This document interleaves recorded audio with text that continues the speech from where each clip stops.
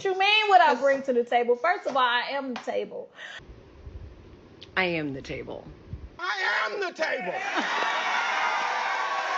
In modern dating, the I am the prize and I am the table attitude has created a pseudo-gift economy in which a woman's mere presence is treated as a benefit that's given to men.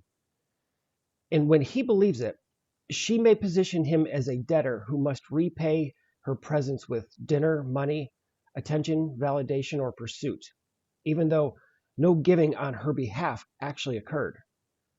Today, I want to review a recent research article about giving, receiving, generosity, indebtedness, and masculinity. What I'm about to discuss is my theoretical extension of the research that I'll review and its application to dating and relationships. Yes, I do understand that I'm making some implications and connecting a couple of dots. That's what we do when we try to better understand social issues. Think of this as a hypothesis of sorts. So keep in mind that while the study that I'll review is not about dating, its implications map onto dating surprisingly well, as we'll see. What I'll do is review the research, its results, and the author's implications. And then I'll talk about how it connects to the current dating and relationship landscape. So stick around and let me know what parts resonate for you the most. It's time to all choose your timeline on the roller coaster of life. Authors of this 2024 article examined whether men's experiences of gratitude and indebtedness are connected to basic psychological needs, and whether masculine norms help explain those relationships. Here's their structural model with all of their variables, but I'm not going to go through all of those. Those of you familiar with these models, have a look at it here, and I will put a link to this article's original source in the description. So grab yourself a copy and knock yourself out. Study participants included 217 male adults in the United States, of which 92% were straight. Racial composition, those demographics were representative of the United States, and average age was 29.3, I believe, just over 29 years old. The basic premise was that receiving something, whether it's kindness, support, or even something tangible like a new car, can produce two different responses. Men responding with gratitude tend to orient themselves toward connection, appreciation, and pro-social engagement. By contrast, men who respond out of perceived indebtedness can create a sense of obligation and pressure to repay that debt. The authors argued that masculine norms may shape whether receiving something feels like it's connecting, and that's the gratitude, or threatening, that's the indebtedness. They reported that gratitude was positively associated with all three psychological needs in their model, that is, autonomy, competence, and relatedness. So men with higher traits of gratitude reported feeling more connected to others, they felt more capable, and more self-directed. And they tended to show less rigid conformity to masculine norms. Regarding indebtedness, men who interpreted receiving something as creating a debt to repay may lean more into rigid self-reliance and thereby reducing connection with other people. So a quick note for the ladies: to get the best outcome when you meet men, take the gratitude and its accompanying healthy traits like autonomy, competence, and relatedness. Don't push them into debt by expecting something in return. You're welcome. Let's talk some about the implications of the study. The bottom line really is that gratitude appears to be psychologically useful for men because it supports, as I mentioned, his autonomy, competence, and feelings of connection, while reducing rigid masculine self-reliance at the same time.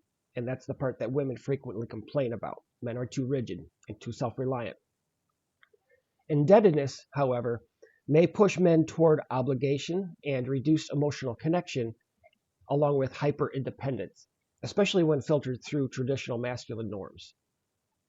So, in layman's terms, the healthier pattern seems to be receiving something with appreciation, acknowledging it directly, and letting that strengthen the connections rather than converting it into a psychological debt of sorts.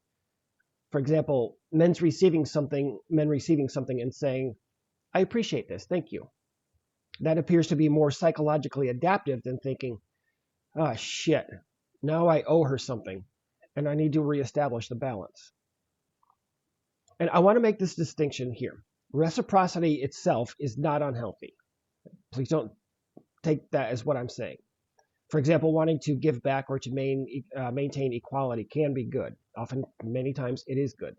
The problem is when receiving something triggers obligation to reciprocate. Now, this article focuses mostly on the receiver's appraisal. In our instance here, it's the man. He's receiving the gift of a woman's presence and whether he responds to it with gratitude or perceived indebtedness. But I want to shift the focus here just a little bit to her giving, her behavior. If she gives with strings attached or expectations, whether they're hidden or otherwise, then he's not simply choosing indebtedness internally. He's being pushed into it. And this fits the article's implications well, because gratitude is more likely when receiving something feels as though it was given freely or done with an orientation of connection. Conversely, indebtedness is more likely when the benefit becomes or comes with implied obligations, pressure to repay, or loss of man's autonomy. So a man who might normally respond with gratitude could be coerced into indebtedness if the woman later signals, subtly or directly, that her giving was never really without the expectation of something in return. And that brings us to a deeper level. And this is where the gratitude versus indebtedness distinction gets a little bit messy these days. In the study, the men were responding to something actually given to them. But in modern dating, many women treat their mere willingness to show up or his opportunity to be with her as something that she's giving. I am the table. I am the table. And therein lies the problem with too many women's perceptions that they're the prize or they are the table. She may genuinely believe that she has already given something, while he likely sees the first date or the relationship's early continuation as simply two people trying to get to know each other. But if she defines her presence as giving, then his gratitude is not enough, because he's expected to repay that supposed gift through dinner, money, attention, validation, or some other investment, monetary or otherwise, before any real mutual exchange has ever happened. Meanwhile, he believes that gratitude for the opportunity to meet is enough. He doesn't owe her for simply showing up. On the other hand, she thinks that she gave something. He does not believe that at all. He doesn't believe that she gave anything. So the conflict occurs when she believes that she has already given something by simply showing up, while he does not experience that as having received anything. Now listen, I know you know this. Most women won't say this outright, but the expectation often shows up anyway. If she simply shows up, he is expected to repay for that through attention or some form of monetary investment.